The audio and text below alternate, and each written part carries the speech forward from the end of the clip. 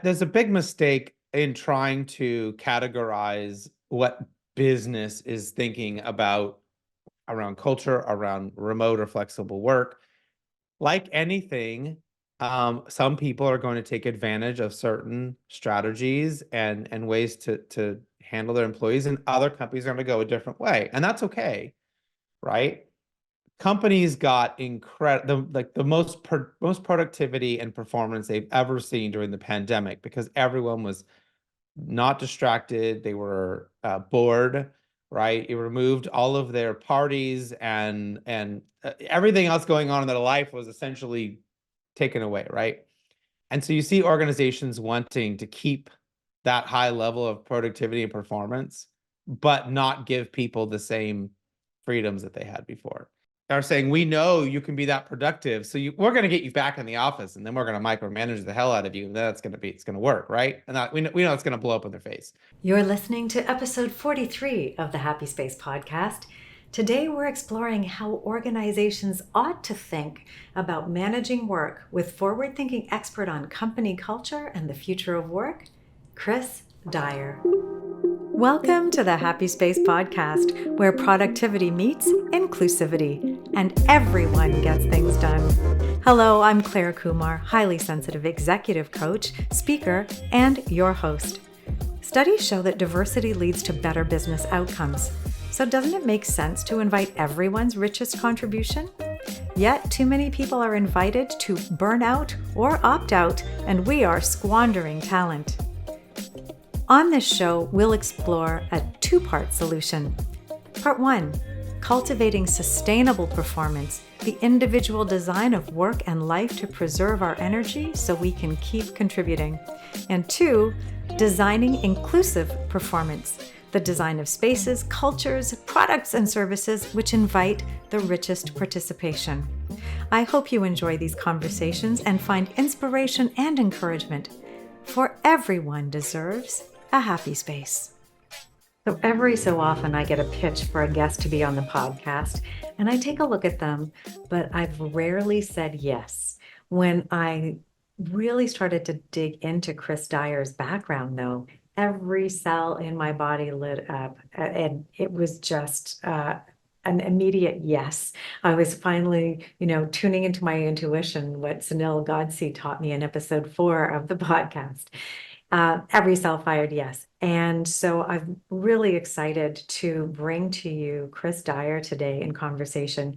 He's not only an acclaimed leader in his own right, now he spends his time speaking to and consulting with organizations around the world. He's written a couple of books here, the Power of Company Culture. If you're watching YouTube, you'll see the cover here. It's a beautiful bright orange cover.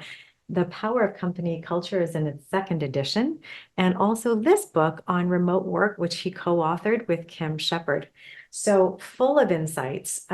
If you want a refreshing, practical, and proven perspective, you will love hearing Chris's ideas. His straight talking style is right after my own heart. We talk about navigating a more complex world, whether companies have realistic goals about productivity or not, the challenge in aiming to be fair, and why Chris recommends dumping the weekly one-on-one. I really hope you enjoy meeting the insightful and forward-thinking Chris Dyer.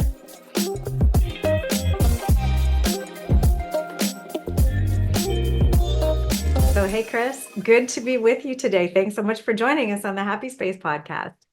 I'm excited to be here. Thank you. So when I learned about your work, I was really excited about it because it's so aligned with the questions I have. But you are leaps and bounds ahead of me in having real conversations with all kinds of organizations, having led an organization successfully or many organizations successfully, and being recognized for leading them so well. I want to kick it off by hearing from you your philosophy on the way we ought to be working now, given the technology advances that we've had, given the pandemic that we've been through. What is your current view of how we should be working? Well, we've never been more in the need for a human approach, right? And really leaning in on what it is that we as human beings bring to the table, our creativity, our authenticity, our ability to be creative and innovative, right? Because AI is going to take everything else, right? If you're talking about basic tasks and we talk about things that, people can do themselves, could do themselves, but AI can do now, Mm. that stuff's gonna go. Yeah. Maybe not today and maybe not tomorrow, but like it's gonna happen pretty soon. And if we're not leaning in on the things that only we can do as human beings, then we're gonna lose out. We're gonna get left behind. Can you elaborate just a little bit more on what that means? Because I'm not sure everybody has a really clear idea of what the humanity is in how we work as I watch all the grocery stores around me and other places take out the humans from our interactions to the detriment of society, I fundamentally believe, but I'm curious what if you can amplify that thought a little bit.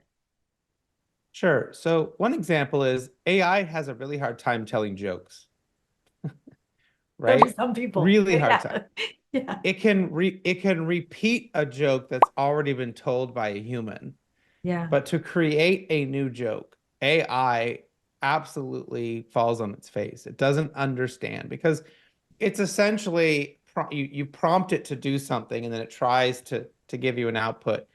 And to come up with that level of complexity, that what makes something funny, Mm. right? Or what makes something offensive, or what makes something inclusive, or what makes something um, Yeah, with Google, the whole inspiring. inclusivity thing just came up Right, with the right. bias, implicit bias embedded in the design of the AI, right? Yeah, Yeah, yeah, yeah. And they had to pull stuff down. I mean, it was crazy.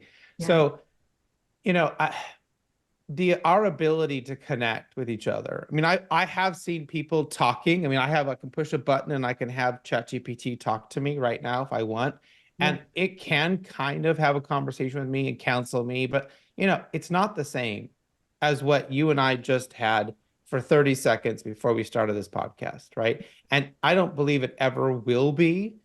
ever be able to replace the sort of the syntax and the ability for us to connect on an emotional level. It can say the words, but Mhm, can it connect on an emotional level? mhm. You might argue in the year 3500, I don't know if they could create an animatronic thing that's so close that maybe, but I think for right now, our ability to be able to distill real emotion and language, right, to each other, seeing each other just smile, right? The amount of endorphins that goes off in our brain by just seeing another person smile is incredibly powerful. And so that's not going to get taken away, I don't think. At least not in our lifetimes, not in our children's lifetimes. I don't think that's going to could ever even Yeah, be challenged. yeah. And the impact on business for someone who's listening, but yeah, I don't care if people are funny at work. I don't care if people are smiling. I just want the work done. How does that infuse into the quality of the output? Yeah. Yeah, if you just want the work done, yeah, you're going to go hire a bunch of robots, but the work is going to get done ineffectively and it's going to get done in a very cold manner. And Yeah. you know, there's a certain amount of everything that we do, our products and our service, right? There's a certain amount of care and there's a certain amount of energy and love and passion that goes into anything worthwhile in creating or buying or selling, right? And that's not going to get replaced. And so if organizations are doing it, you talked about like let's say at the supermarket and it's all self checkout and you don't talk to anybody. You go to an Amazon store and you just put stuff in a cart and you go and you leave. I think you're missing out on something. Now, there's always going to be this adjustment. There are some jobs and things that maybe we don't need people to do, but we should hopefully be able to let them do other things more creative and more wonderful for our society. Well, yeah, like the pick and pack in a fulfillment center with Amazon, where I've watched people working under such time pressure to do these repetitive Yeah. movements. Yeah. That is not good human work. That's not distilling useful things. That's just sorting. So, and Right. and yeah, so I'm with you on that. Um, what are you noticing now, having worked with organizations for some time? What have you noticed in the evolution, pre-pandemic, through the pandemic, and what you're seeing today, and what organizations are asking for in terms of, this high performance culture. I'm still noticing a great deal of tension between I want everybody back in the office 5 days a week, and then people like Glassdoor that's closing offices and really embracing remote first. What are you sensing, and what is the pulse of the moment right now? Today's episode of the Happy Space podcast is sponsored by ClareKumar.com. With sensitivity, curiosity, and courage, I serve 3 groups asking the tough questions that lead to meaningful answers. Number 1, I coach ambitious leaders to design for well-being and achieve next-level work-life integration. Number 2, I mic drop thought bombs. That's bombs as in BALMS, in keynotes and workshops, helping organizations achieve the business imperative that is inclusivity. And 3, I collaborate with brands concerned with respect for well-being on product design, marketing, and PR. If any of this piqued your interest, come find me at ClareKumar.com. I'd love to speak with you. Designing inclusive performance together will lead to the richest results. Yeah, there's a big mistake in trying to categorize what business is thinking about around culture, around remote or flexible work. Like anything, some people are going to take advantage of certain strategies and ways to handle their employees, and other companies are going to go a different way, and that's okay, right? Companies got incredible, like the most productivity and performance they've ever seen during the pandemic, because everyone was not distracted. They were bored, right? It removed all of their parties and everything else going on in their life was essentially taken away, right? Right. Yeah. And so you see organizations wanting to keep that high level of productivity and performance, but not give people the same freedoms that they had before. So And so unrealistic expectations by organizations to hold on so to productivity gains? Are saying, we know you can be that productive, so we're going to get you back in the office, and then we're going to micromanage the hell out of you, and then it's going to work, right? And we know it's going to blow up in their face. And other companies are saying, well, we know you were amazing in this environment, so let's keep that environment and see if you can keep being amazing. Yeah. I think they're going to be more amazing than the other group was, but it's never going to be as good as it was when nobody could go anywhere, right? And we were all stuck in a house and we were bored out of our minds, right? We just worked to, you either worked, drank, or did both. I mean, that was like what everyone was doing, right? It was crazy. So yeah, you had nowhere you could say you had to be. So exactly. That was it. Exactly. Right? Yeah. Other than for the mothers who were also homeschooling, there was a double load, maybe triple load, depending on what was going on. The variety of experiences was really fascinating to me to witness. And I think because of that, I have a hypothesis that we have different rates of coming through this and out of it. So global PTSD, I think, is a thing right now because of the trauma that many, many people have been through and continue to go through, depending on where you are, because of climate crisis issues. And so many events are happening. I don't hear this talked about. How do you think that plays into organizations having more realistic expectations? Well, I know some organizations got smart about how they thought about their people. And I'll tell you what we did. And I have taught this to many, many of my clients, and they've been able to use it very successfully. And that is to think about people not from their generational perspective, but more so from their home perspective. And what I mean by that is during the pandemic, we noticed that the people who lived alone and the people that lived with one other person, they were far more connected. It didn't matter if they were 20 and 60 or 40 and 30. None of that mattered. It was that they were living in a situation where there was little to no other social interaction. And so what did they want? They wanted to work a lot. They wanted more projects. They wanted social Zoom happy hours, right? And connection and trivia and all these things. Our other groups were maybe living with a spouse and kids, or maybe you were a single parent with kids, or multi-generational families where like grandparents moved in, or the kids moved back from college. So what did they need? They needed way more bandwidth. First of all, we had to like pay for extra bandwidth because they were using up all their internet, you know, Yeah, on practically school speaking, really Zoom, bandwidth. Yeah. Yeah. right? School Zoom, work Zoom, Netflix was running all the time, like, right, all this stuff. Yeah. And they also needed us to leave them alone. They did not want the Zoom wine, and they did not want trivia and happy. They were like, let me get my work done. Yes. Let me do it flexibly when I it's good for me to get it done because I may have to go help Johnny with his schoolwork for an hour, or Mhm. make sure Sally is actually on with her teacher, right? And then I can do that work some other time during the day. And so we actually treated these people, these groups of people, totally differently, and we connected them with each other across departments, right? And so we no longer had the customer service team coming together. We had the two or three people in customer service that met that with the two, three people, and they were supporting each other and they were giving each other the social interaction that they needed. And we eliminated it by team and more so by like what their current environment and situation look like. And in a post-pandemic world, that's not as intensely done, but we still keep it, it still has kept that wounding, right?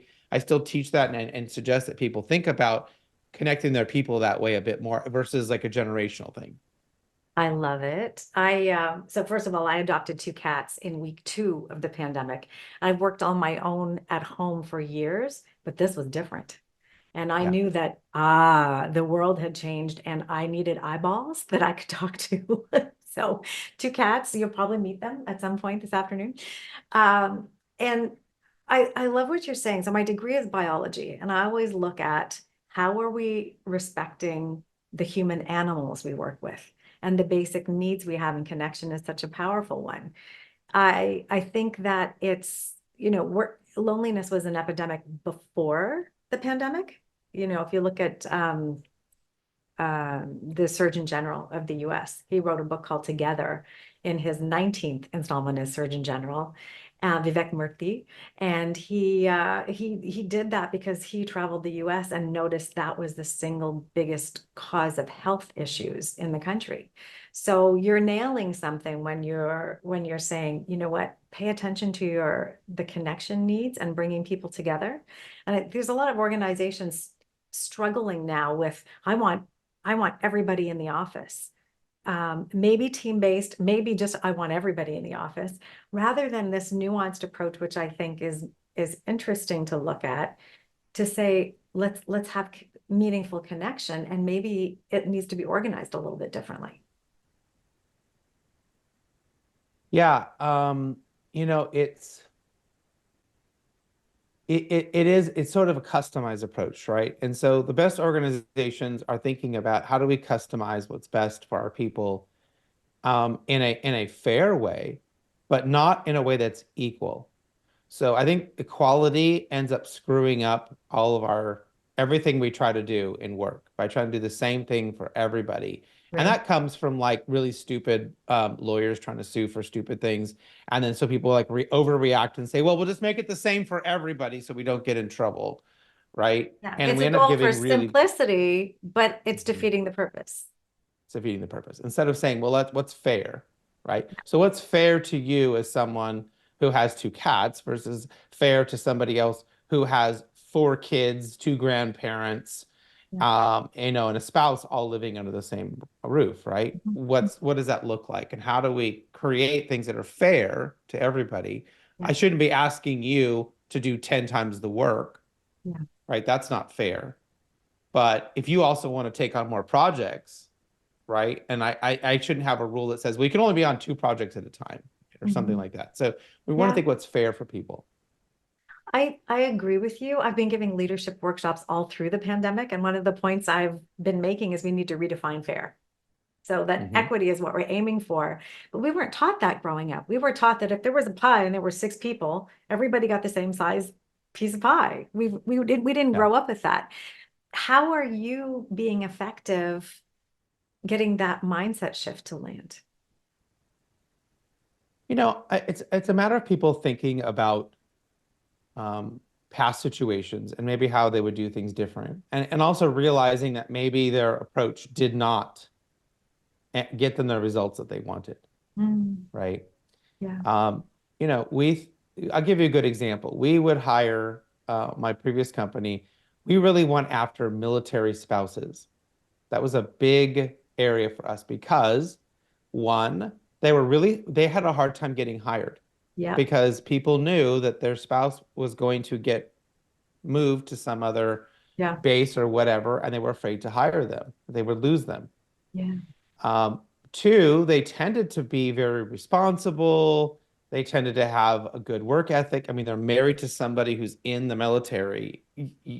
It's unlikely that you're going to be a complete lunatic being married to someone like that, right? Usually, there's some similar values, there's some similar discipline, and all. Interesting. Not Yeah. always, but Clever. Yeah. you know.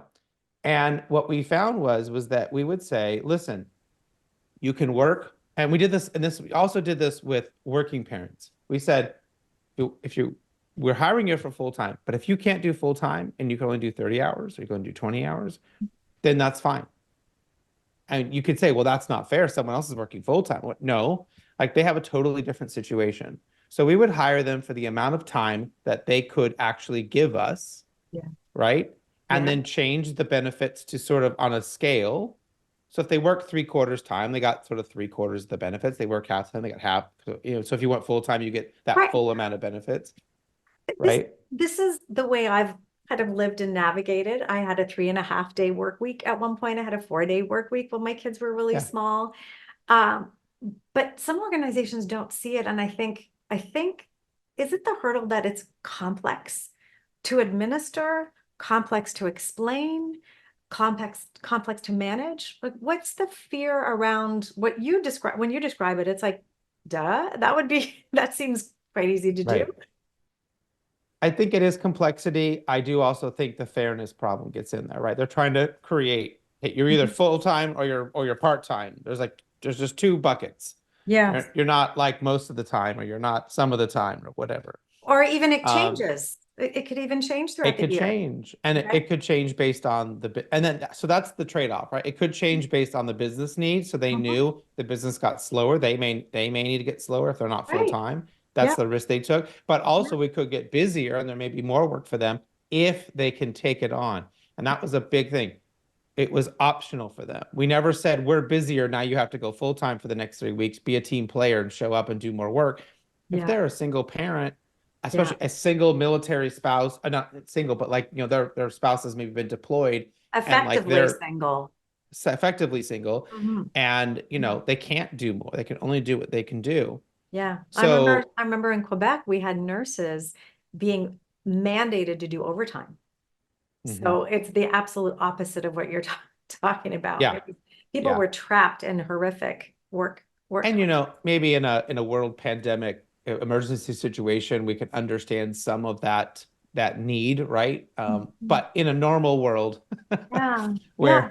where the nurses aren't like the only ones keeping us from people dying, you know what I mean? Like we give people Yeah. flexibility. Yeah. And the other thing we did with those people is if they got moved, so if their spouse was deployed somewhere else or they moved to a different base, then we told them we would pay them for the time while they moved, so they didn't have to worry about money. They'd pick up their laptop, and if it took them 4 days to go from one base to the other, or a week, we just paid them whatever their normal average was, and they Wow. moved, and they picked up and started again. So Much cheaper than getting a new person. exactly, this is my thing. I was like, it was Right? cheaper than doing all that hiring and firing and like training and the And how much whole do they thing. love you? How much do they And love they you? loved us for it. Right? They loved us. Right. Yeah.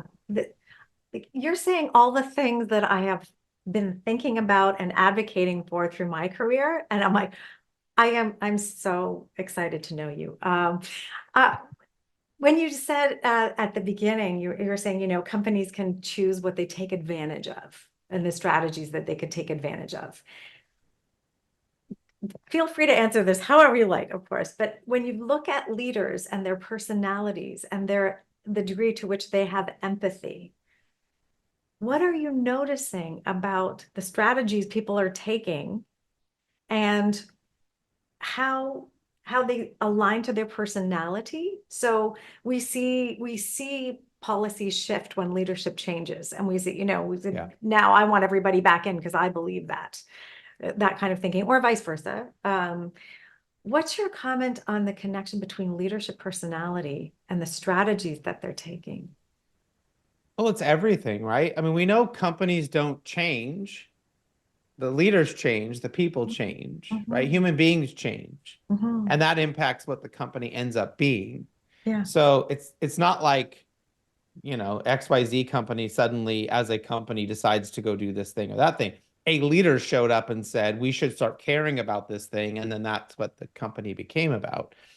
So, there's a lot of bad leaders out there that will want to hit a number, want to reach a goal, want to do a thing, and they will take advantage of every employee below them and treat them like a number and like a piece of crap.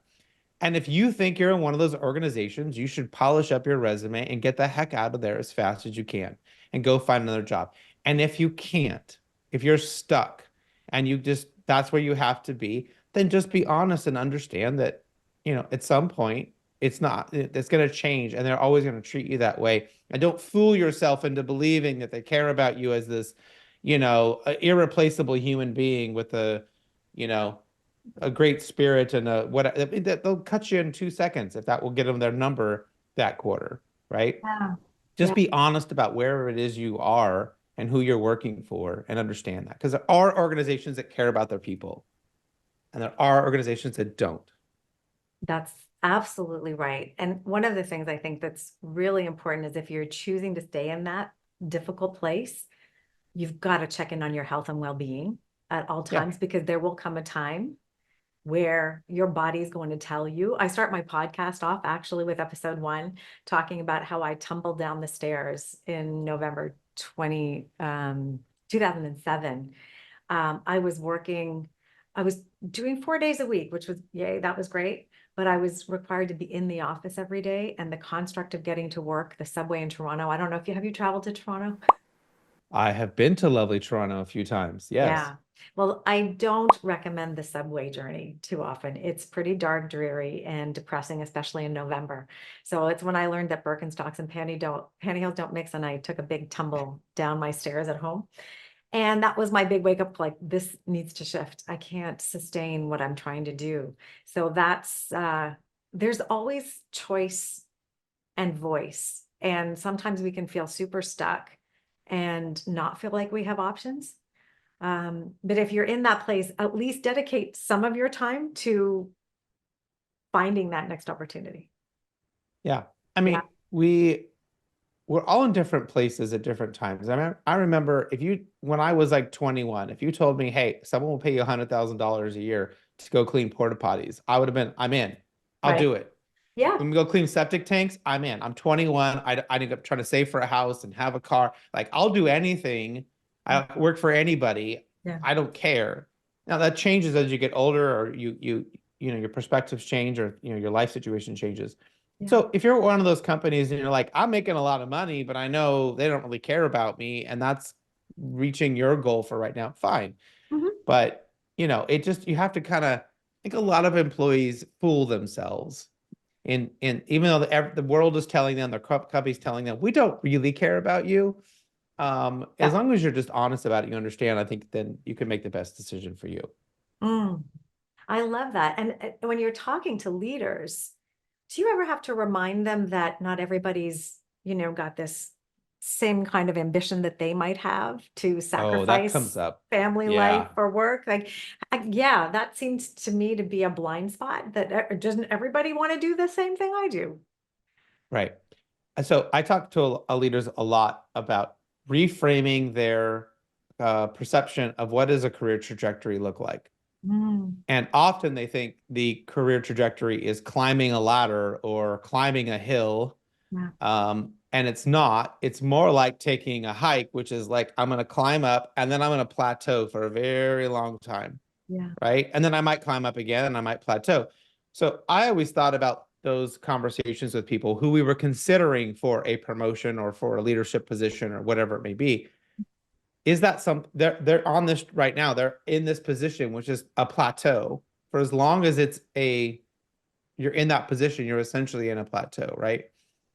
And I would say, do you want to make that next progression? Or are you okay with where you're at right now? Because I think as organizations, we're like, oh, well, this is a great person doing a great job. We need somebody there. Let's move them up. Yeah. And then you burn them out and or they don't work out in that position because you were wrong about their abilities at the next level. And then you end up getting rid of them when they could have just stayed where they were and they did a great job. Yeah. So a lot of times people would tell us, and it would surprise me, but we would ask them and they're like, you know what? I'm really happy with where I am at right now. I don't want to be considered for that next role right now. Yeah. And yeah. And okay. don't strike me off your list forever, but for right now. Right. Yeah. I love that. There's a parallel in entrepreneurship where we're expected to want to scale and grow, right? And my view is I want something simple to manage. I want a really good VA. I have one now. And I want something that's really manageable and gives me the life that I really want to have. So yeah, I think that's important for leaders to understand. So I'm glad you talk about that too.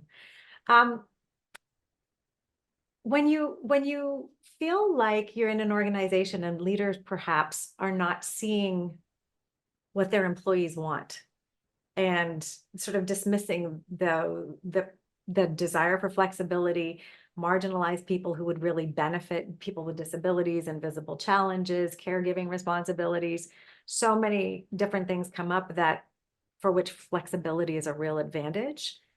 What kinds of discussions do you have with them to help them see a little bit differently? Well, in my book, one of the 7 pillars of what makes a great company culture is listening, which means that we have to create opportunities for people to feel heard and for them to tell us what they think and how they're feeling and what they need. The organization has to take that information back and then be able to, in an articulate way, be able to either create change, do something different, right? Or to explain to that person why we can't make that change, why we can't do that thing, right? So that people still feel heard. I mean, someone might say, yeah, in my particular situation, it'd be great if I could work from home every day. But if there's a real reason why we need people in the office, let's say twice a week or on Fridays or whatever, that we have that discussion, that it's not a command and control. We're telling you to come in just because, or because Mike, the CEO, thinks that everyone should be in the office on Friday, right? But we have those discussions. But that's a back and forth. And a lot of organizations don't have the mechanisms in place to consistently and frequently listen to their people. They do it on the annual survey, but that's once a year. That's crap. It's once a year and people are tired and don't believe anything changes. So they're not really getting the best out of that whole thing. But what do you recommend then as a frequency or as a cadence or as a format, a structure? Because if there's some structure, people can lean into it, but they're like, oh, I don't know how to do that. And there's this fear I'm sensing of managing expectation. As a leader, I don't want to even start the conversation because I don't know what people are going to ask for and I don't know how to handle it. Yeah. Well, if you don't know how to handle it, you're probably in the wrong job. If you're a leader and you don't know how to handle a little bit of questions or whatever, it's probably you feel like you're not supported a level above you or 2 levels above you, that you're afraid people are going to come to you with something that you cannot do anything about. You're stuck in the middle, right? And so that's a different feeling. It's one thing to be like, yeah, I understand you want this thing, but guess what? The senior leaders don't care. They're never going to change their minds or whatever. So it's a different feeling. But yeah, I will tell you what I did, and I've trained this exercise with dozens and dozens of organizations, big companies, and they use this. And you can use this for your company, you can use this for your department, for your team. And if anybody wants examples, I've got 25. I'm happy to email you if you reach out to me on whatever platform you can find me or email me. Happy to send you some examples. But we always did a 1-question survey each week. okay. So I probably only asked 48 weeks out of the year. There's probably a few I missed, you know, because of holidays or whatever, or I got sick or It something. was a But, you habit know, of asking. it's a habit of asking. Yep. And I asked one question only, and I got about 95% of my employees would answer every single week, right? Because it was only one question. Yeah. Can you give us one And or two examples now? What the sure, question? sure. And just because I eliminated the annual survey. So I'm not asked if you just took your annual survey and broke that up into 52 weeks, if you have 52 Right? questions in there, right? And I'll give you some examples, but the reason I did it that way was I asked the question, I get the answers. I can very quickly go back to them with what I heard and what I'm going to do about it. And then every month on our company-wide call, I would say this month we asked these 3 or 4 questions. Yes. And I would reiterate again to the whole organizations what we've done about it, what we heard, what we celebrated. You know, sometimes they were good questions, sometimes they were negative questions, Yeah. and make sure that everyone, and so there was this constant communication happening Mhm. back and forth between Mhm. us and everyone. I also sometimes would say to them, this question is completely confidential. Mhm. I'm the only person who's going to see your answer. I Mhm. suggest you don't even write your name to it, Right. right? And we used a survey system on purpose that would not track Yes. them and who they are. So they felt very safe in being able to give us anonymous Yes. information if they wanted to. Yes. Um, and sometimes I would tell them, I'm going to take your answers and I'm going to share it with them with everybody. Mhm. So these questions, intentionally, I want everyone to see all of the answers, Mhm. right? We're going to have full transparency on some of this stuff and Mhm. get ideas Mhm. moving and whatever. So some of those things might be who's killing it for you right now? Like who in the organization is just like, we should be noticing, we should be seeing that's really doing great work right now. Who's your rock star in the organization or who's doing a great job for you? Something fun like that, right? And we would share that, right? Because people see their names and that's great, great recognition. Yeah. I once a quarter, I always ask. So I actually end up asking this question about 4 times a year. How am I, as the CEO, getting in your way? That was a tough pill to swallow. Every quarter, I thought this is going to be the quarter where they come back and tell me nothing. You're not doing anything. Every time they had an answer. Yeah. Not enough resources here. Didn't hire this person faster there. You know, we're not spending enough, you know, time selling this thing or marketing that. I mean, Yeah. they always had Yeah. something I could do to help them be better. What percent of leaders do you think are brave enough to ask that question? Probably pretty low, you know. Mhm. And I would those what that I tried one time to make that one public and I did not get as many responses. So when I made that one private, that I was the only one that was going to see it, they felt like they could be honest with me, but they weren't going to have to worry about the politics of it. Yes. Um, Yeah. Yeah. there were some people that always wrote nice things no matter what. You know, they weren't brave enough to tell me, or maybe I just didn't impact them. But I mean, I always got some things Yeah. that Yeah. I could take and be like, okay, yeah, I can work on that. Or I at least better do a better job of explaining myself and explaining my thought process so they understand why this thing happened or that thing happened or we Yeah. couldn't move as quickly as we wanted, right? Yeah. So they understand it wasn't a matter of incompetence, it was a matter of structure or a matter of Yeah. timing or a matter of the market or whatever it was. Yeah. Because one of my hashtags is autonomy is for adults. And so if you're looking to try and take that away, you better have a compelling reason. So we can Yeah. buy into the compelling reason, then okay, it needs to make sense. But I think that's where I sense we've shifted into an expectation of a fuller dialogue. But one of the things I think is that not everybody's very equipped to do it. From the asking, that safety that you're talking about isn't always there, and the habit of the leader and that feeling of the leader safety. I have one final question for you, and it's a bit of a hypothesis as a productivity coach. That's my depth of expertise.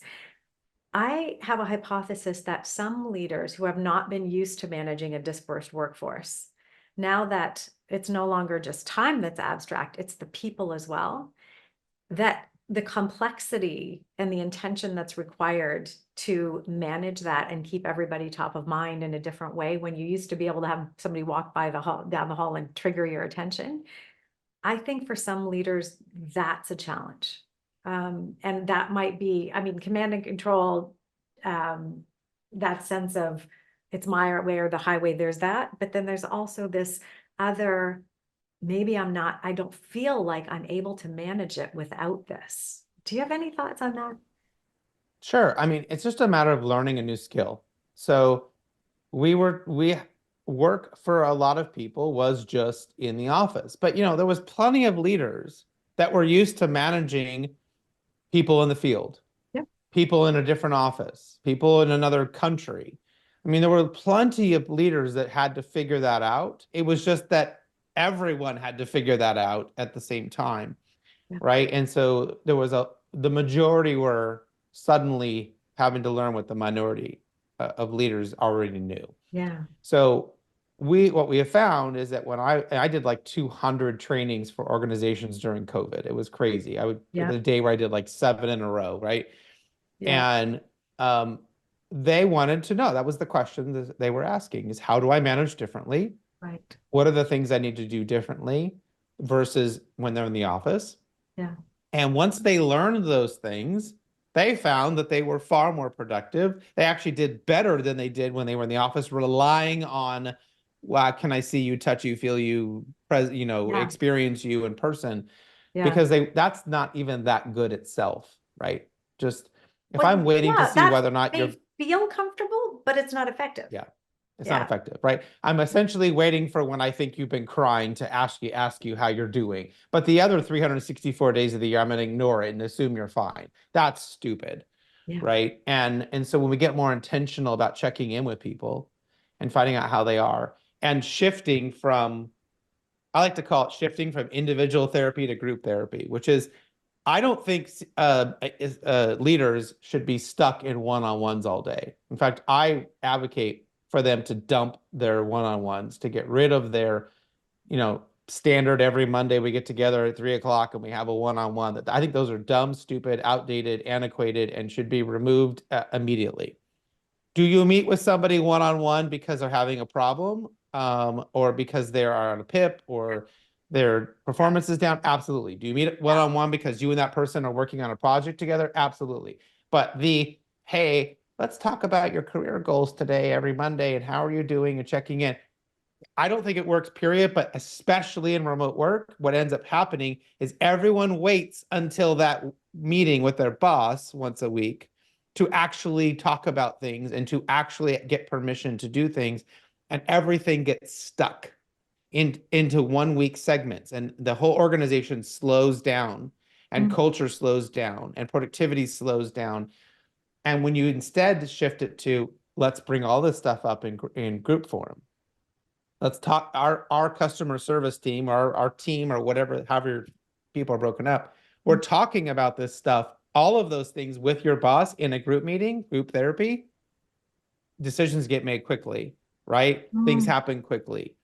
Why can't the group support each other on their goals? Why can't they all know each other's goals and talk about career development and talk about how we're doing as a team?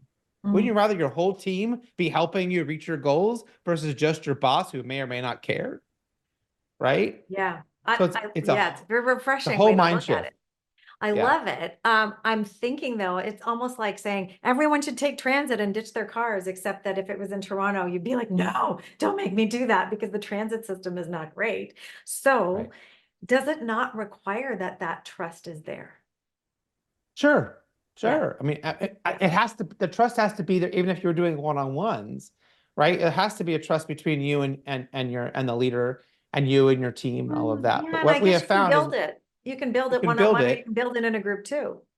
And if you are a struggling leader, if you are somebody who is smart enough and has the experience or whatever, got put in this job, but you're not necessarily like a great manager, that's not really your thing, but suddenly now you're managing all these people, what a relief to have everybody else helping you, Yeah. right? To take that responsibility off of your table, off of your plate, that you're not the only one responsible for these people's goals, hopes, dreams, Yeah. emotional check-ins, and all this stuff. Why can't we This isn't North share in this? American culture though, Chris. That's Yeah, a collective society. This is an individualistic society that we're in.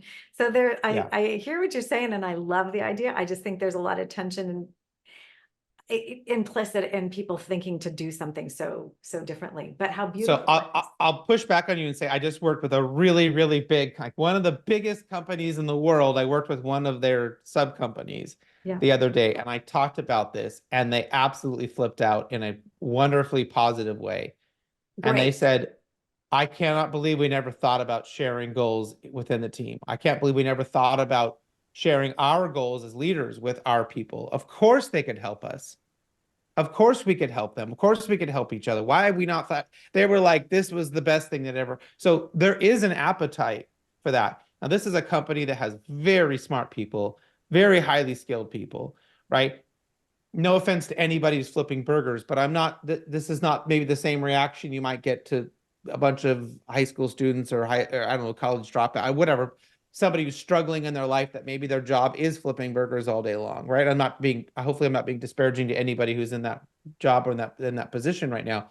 But these are like highly, highly trained people with masters and PhDs and like, right? And they're like, this is amazing that they would love to share. And they've already started that process and they've already seen huge results Mm, in being able to take all that pressure off of that leader who, again, is probably some engineer or somebody who's mm, highly skilled in one area, but never really got leadership training.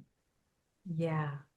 I love the that byproduct, taking pressure off the leader, because leaders have had a very, very heavy load. They may be stuck in the middle and they're feeling like they have to solve everything. And I think that the ability for the team to also see the leader and the challenges the leader has and really come together with a compassionate approach to each other, I think that's something I'm talking about. And I am loving what everything you've shared today and what you're talking about doing with organizations. It's leaving me feeling very optimistic. Um, I said that was my last question. My very, very last question for real now is my sense that the getting things done today with the way technology is and security, two-factor authentication, not being able to delegate effectively, maybe the things you want to, this greater need for intention and thinking about connection. Do we need more patience in the way we're managing things? Maybe. Um, I think sometimes patience is an incredible way uh, to give somebody, the ability to step into things at their own pace in their own way. But as long as we're being intentional and we've set good goals and we have great measurement on how we are assessing what's working, Mm. right? If we have these other things in place, because remember, culture is not an art, it is a science. And we know exactly what it is that we should be done in order for there to be great culture. And so if we're doing those things, absolutely patience. But if patience is being used as the excuse to not get anything done, right? And because we haven't set good goals and we don't have Mm. KPIs and we're not measuring what's working and we're not being positive leaders, well, then patience is stupid and dumb. And I'm not going to be patient. I'm going to be impatient because I want things to get done. Yeah. But if we've done everything we should have done, then absolutely there should be patience because ultimately that's what we need from people and from our businesses. If, we can't make we can make things happen, but we can't artificially make things happen probably any faster than they can happen if we've done everything that we can do. Yeah. So given you have the structure and the foundation in place, rather than applying pressure, apply patience and then invite things to happen as they ought to. Yeah, Yeah. absolutely. I mean, and there's those moments when somebody needs patience, right? Yeah. I'm fairly, as a CEO, I'm fairly impatient about us getting our big things done, but I'm extremely patient with people. And so if I know someone's struggling, I know if somebody needs help, and I can be very patient and understand that they're not in a place right now. But if I look at the company as a thing, as an entity, I can be extremely impatient because I want to go from here to here and I want to achieve this and I want to do this and I want, all these other things. So that's the level of achievement and the level of growth and the level of things that I have, desires of what I want as a business owner. But But you have to what I counter that. hear in you is while respecting human capacity, and Yeah. that human capacity is is dynamic and that you're ready Yeah. to dance with that. And Mhm. we're not assuming that robots are here. We're working with the humans that are, Yeah. gracing us with their presence and Yeah. their insight. I And mean, could you imagine if ChatGPT was your boss and it would be like, I see your productivity is down 0.2% today. Please go meditate for 30 minutes and come back and work harder. Like it would be like something so ridiculous like that they could just pull out of like whatever these textbooks, right? As opposed to just saying, hey, I get it, right? I understand things are tough right now and, take the yeah, time you need and or come back tomorrow and let's think about it again, right? To provide that real leadership to someone who really needs that is different.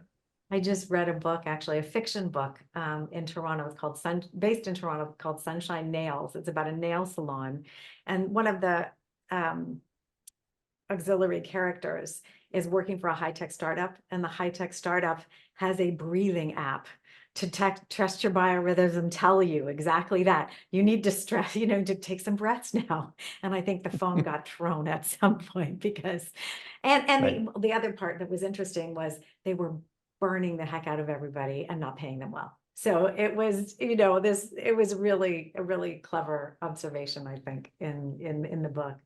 Um, Chris, is there anything else that you'd love to leave listeners with? I mean, I found this really insightful and validating for so much of what I've been thinking about over the past 25, 30 years. I am thrilled to know you and hope we can chat again in the future as well, actually. But is there Yeah, something absolutely. like, I would say everything that I've talked about that may sound new or exciting or controversial or whatever, it all came out of testing. Mm, So we identified something in the organization that we wanted to change or we thought people were upset about or wanted to see change. And then we went and experimented with a change. yeah. We did not implement a solution. We experimented with a change and said, did that Mm, help? Right? Hey, let's go try something. Can we change how this meeting works? Can we do this differently? And did that help? Or did it make two new problems that we didn't anticipate? Right? yeah. Leaders often would be like, oh, well, everyone's saying this. Well, I'll make this is the solution. And then don't come back at me. I've already made I've fixed that. I don't want to hear anything else about it. Right. And we always took the approach of let's experiment and let's try something and let's play around and see what worked, or have this group try this and this group try that and come back and see what worked. We were always playing around with different ideas and concepts from books or things we heard from speakers or whatever, and then came back and we're honest. Did it work? Is this for us? Or does this feel weird and we don't like it and we're not going to do it anymore? Yeah. And I'll tell you, like 90% of the stuff we tried, we ditched. But the 10% we kept was amazing and really transformed the organization. And I've been able, feel really lucky, and it's a real gift that I'm able to take a lot of these learnings and now teach other organizations or talk about them at my keynotes and share that wisdom so they don't have to go through as many of the experiments and failures that we went through. But it was always an experiment. That's what I want to leave people with, just to go and try something and be willing to know it's going to suck some of the times, and some of the times it's going to be great. Yeah. But like you said before, a habit of communication. And then you've got basically a culture lab. You've got a performance lab happening. And if you can get Yeah. people to think that's what they're part of, then it's like, what are we going to try next? And then there's an Yeah. appetite to play in that sandbox. Um, Yeah. this is gold. I love it. I can't wait to share this episode. Thanks so much for joining me, Chris. Thank you for having me. You can find all of the Happy Space podcast episodes over at happyspacepod.com. I love learning what resonates with you, so please leave a comment about this episode over social media, or even better, post a review wherever you tune in. And if you have an idea for a topic to explore or an inclusive action to celebrate, I would love to know more about it. It might even appear in an upcoming episode or an issue of the Happy Space newsletter. Please help me spread the word about people doing great things. After all, doesn't everyone deserve a happy space?